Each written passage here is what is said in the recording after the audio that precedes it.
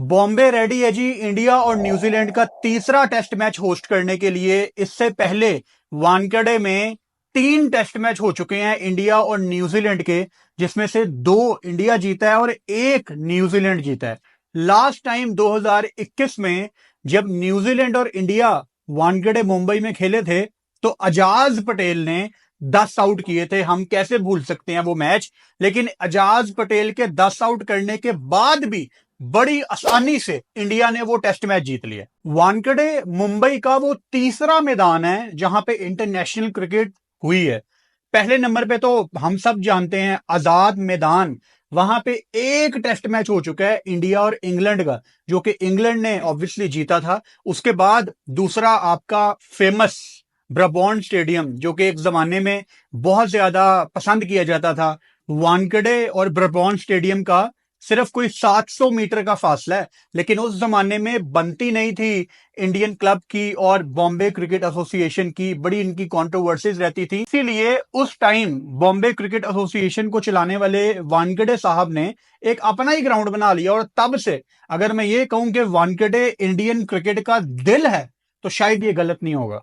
वो ब्राबॉन्ड स्टेडियम में भी ना अच्छे खासे इंडिया ने मैच खेले हुए हैं, कोई 18 टेस्ट मैच वहां पे खेले हुए हैं। और सहवाग ने वहां पे भी, मतलब कहां कहां सहवाग ने इनिंग्स खेली हुई है, वहां पे भी सहवाग ने 293 किया हुआ है। लेकिन अगर हम वानखेड़े की बात करें तो यहां पे भी बहुत हिस्ट्री है इंडिया की डिस्कस करने वाली। टोटल इंडिया ने वानखेड़े में 26 टेस्ट मैच खेले हैं। जो सबसे पहला टेस्ट मैच इंडिया ने वानखेड़े में खेला था वो 1975 में खेला था, और वहां पे ही वेस्ट इंडीज के लेजेंडरी कैप्टन क्लाइव लॉयड ने 200 कर दिया था। मतलब इंडियन बॉलर्स को उन्होंने बहुत मारा था, और 242 नॉट आउट की इनिंग्स खेली थी क्लाइव लॉयड ने वानखेड़े में। वहीं से पता लग गया था कि ये ना एक बैटिंग पैराडाइस है, यहां पे बैटिंग करने का बड़ा मजा आना है। ओवरऑल अगर आप देखो तो वानखेड़े में जो 26 टेस्ट मैच खेले गए हैं उसमें से 12 टेस्ट मैच इंडिया जीता है और 7 टेस्ट मैच ऑपोजिशन जीती है, जबकि 7 मैच ही यहां पे ड्रॉ हुए हैं।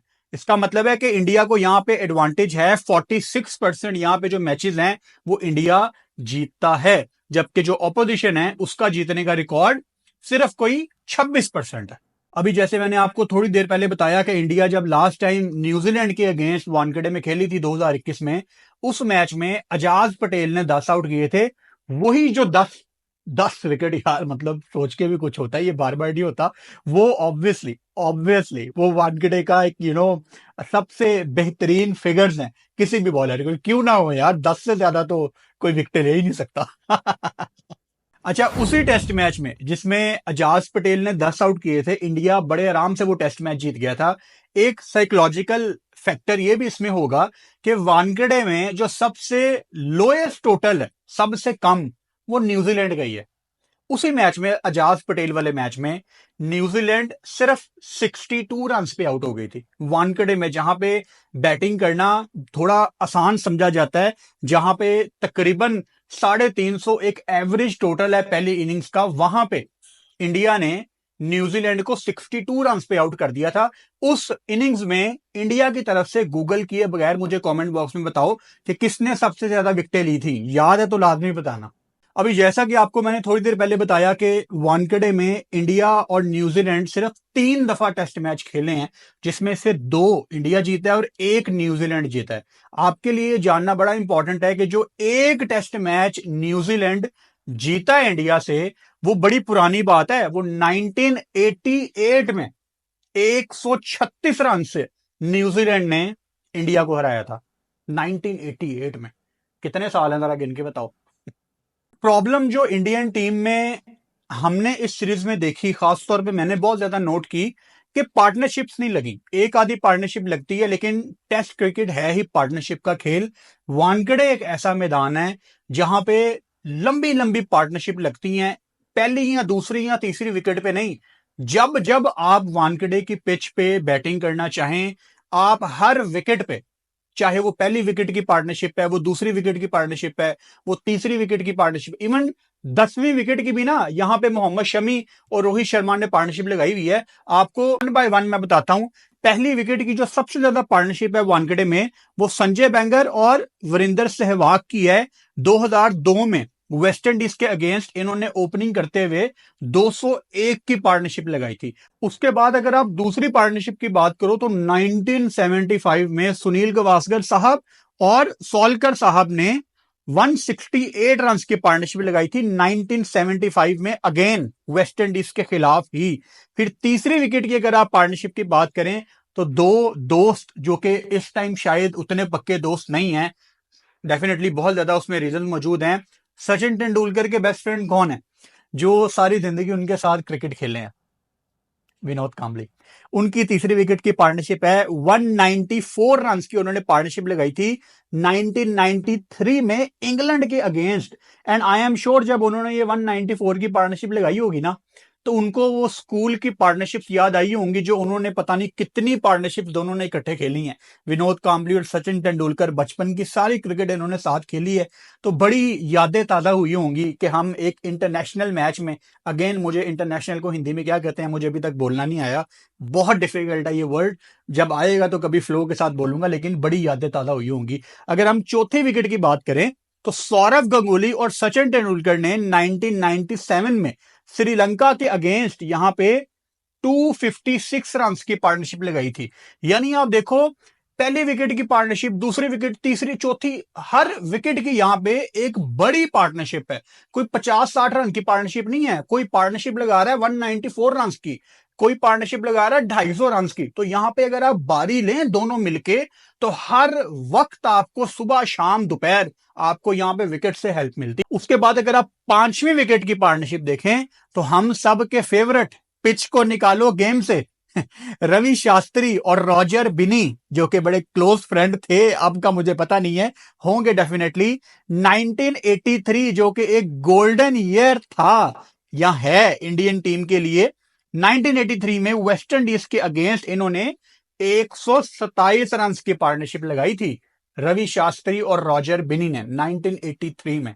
बड़ा लकी साल है वो इंडिया के लिए। उसके बाद अगर आप छठी विकेट की पार्टनरशिप लगाएं, यार दिलीप वेंकसर ने रवि शास्त्री के साथ मिलके 298 रन की पार्टनरशिप लगाई थी 1986 में।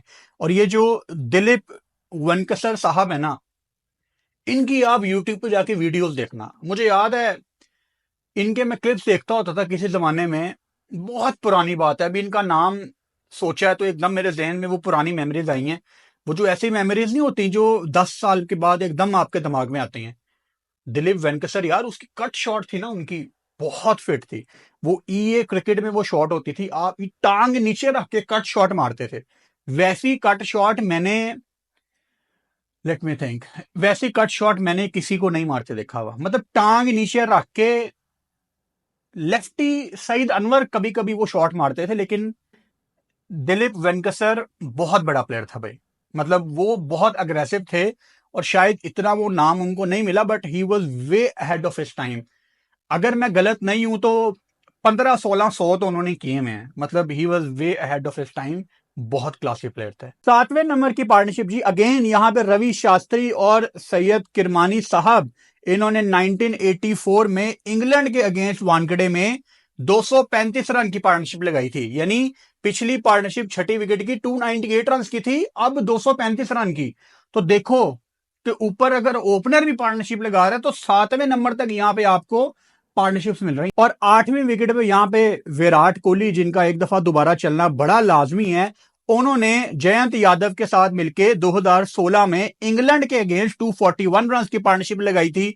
और नौवीं विकेट की जो सबसे हाईएस्ट पार्टनरशिप है वो अगेन किरमानी साहब और बिशन बेदी साहब के दरमियान न्यूजीलैंड के अगेंस्ट 1976 में 105 रन की पार्टनरशिप थी। और 10वीं विकेट की जो पार्टनरशिप है वो रोहित शर्मा और मोहम्मद शमी के दरमियान थी, वेस्ट इंडीज के अगेंस्ट 80 रन की पार्टनरशिप, जो कि 2013 की बात है। यानी आप देखो, पहली विकेट से लेकर 10वीं विकेट तक इस ग्राउंड ने हमेशा बल्लेबाजी को सपोर्ट किया कि बस आप बैटिंग करना चाहो तो आपको यहां पे वानखेड़े बैटिंग करवाता है। वानखेड़े का मैदान आपको अलाउ करता है कि आप यहाँ पे बैटिंग करो। बाय द वे मुझे याद आया, अभी दो तीन साल ही हो गए ना यार, एक तो टाइम इतनी जल्दी गुजरता है पता ही नहीं लगता। ये जो अभी द ग्रेट सचिन तेंदुलकर का स्टैचू वानखेड़े में रखा था, जो कि बाद में पता लगा था कि स्टीव स्मिथ ज्यादा लगते हैं, वो इन्होंने क्या चेंज कर दिया। मतलब अब वो है, अगर कोई मुंबई में है, किसी ने मैदान विजिट किया हो, आजाद मैदान नहीं कह रहा, वानखेड़े कह रहा हूँ, अगर किसी ने वानखेड़े विजिट किया है तो मुझे बताओ, अगर किसी ने कल जाना तो कोई मुझे देख के बताया और कोई मुझे पिक्चर भी भेजे। अजीब क्रिकेट फैन हूं मैं, अक्सर मैं रात को लेटा होता हूँ ना, मेरे माइंड में अजीब अजीब क्वेश्चन आते हैं क्रिकेट को लेके। तो ये भी आजकल मेरे माइंड में बहुत क्वेश्चन आ रहा है कि यार वो स्टैचू का क्या बना, क्योंकि आई एम श्योर वो चेंज होना था, क्योंकि उसको जब भी देखते थे वो वाकई ही स्टीव स्मिथ लगता था यार। तो मेरा ख्याल है वो चेंज होना चाहिए था, क्या उन्होंने वो उतार दिया है, क्या वो नया आ गया, आई डोंट नो, बट मुझे आप लाजमी बताओ, अगर कल जाओ तो मुझे उसकी पिक्चर भी भेज देना, अपडेटेड एक पिक्चर उसकी। WTC थोड़ी ना दूर चली गई है इंडिया से। पहले तो ऐसे लग रहा था जैसे हलवा है कि यार WTC कर लेंगे यार, मतलब आसान है, बांग्लादेश को भी हमने हरा देना है, न्यूजीलैंड तो यहाँ पे आके कुछ करती नहीं है, बड़ा इजी था ड्रेसिंग रूम का माहौल। लेकिन न्यूजीलैंड ने, अगेन मैं, आप रेगुलरली वीडियोस देखते हैं, मैं दोबारा वो 46 का जिक्र नहीं करूंगा, लेकिन वहां से वो चीजें सारी शुरू हो गई। और मैं हमेशा कहता हूं कि क्रिकेट एक मोमेंटम का खेल है। आप देखो, आप बड़ी अच्छी बॉलिंग कर रहे हो, ठीक है, दूसरी टीम को आपने नीचे लगाया हुआ है, लेकिन अगर उनकी इनिंग्स के खत्म होने के आखिरी 3-4 ओवर्स में अगर ओपोजिशन डोमिनेट कर रही है और उन्होंने जाते जाते 50-60-70 रन जोड़ दिए हैं, तो जब ऑपोजिशन बॉलिंग करने आती है आप नीचे लगे होते हो। कैसे? क्योंकि क्रिकेट मोमेंटम का खेल है, उनका मोमेंटम बना होता है और वो मोमेंटम को कैरी करते हैं, और आपका मोमेंटम टूटा होता है, आपको मार पड़ रही होती है। सो वो जो एक डिसीजन था ना 46 का, वो इंडियन टीम को बहुत नीचे लेके गया इस सीरीज में। और दूसरा टेस्ट मैच हारने का तो मतलब, ऑनेस्टली मेरे भी दिल में ये था कि यार चलो न्यूजीलैंड पहले टेस्ट मैच जीत गया ना, वो एक गंदा डिसीजन हो गया। लेकिन जिस तरह की सेंटर ने बॉलिंग की है, जो न्यूजीलैंड ने ओवरऑल बेहतर क्रिकेट खेली है, मतलब 80% मैच में यार, 70-80% मैच में न्यूजीलैंड की टीम ज्यादा डोमिनेट कर रही थी, मतलब वो ज्यादा बेहतर पोजीशन में थे कि जहां आपको लगे यार इंडिया को बड़ी फाइट करनी पड़ेगी। मतलब आपको जब टेस्ट मैच खत्म हुआ है, जब कोहली वगैरह आउट हुए थे, आपको टेस्ट मैच खत्म होने से 3-3.5 घंटे पहले पता लग गया था कि इंडिया ने टेस्ट मैच हारना है। ये बहुत बड़ी हार होती है कि आपको टाइम से पहले पता लग जाए। अब क्या इनको कुछ 4 ऑस्ट्रेलिया में जीतने पड़ने हैं, एक ये, नहीं तो दूसरी टीम की आप दुआएं करें कि वो इसको हरा दे, वो इसको हरा दे। तो इस तरह मजा नहीं आता यार, बहुत ही मतलब आइडियल मैदान है ये इंडिया के लिए, दोबारा से सीरीज जीत तो वो नहीं सकते, लेकिन एक टेस्ट मैच जीत के वो जो एटलीस्ट एक मोमेंटम वापस आना है, वो बड़ा जरूरी है। क्योंकि वो अगर मोमेंटम ना मिला तो आप बॉर्डर गवास्कर ट्रॉफी में सर झुका के जाएंगे।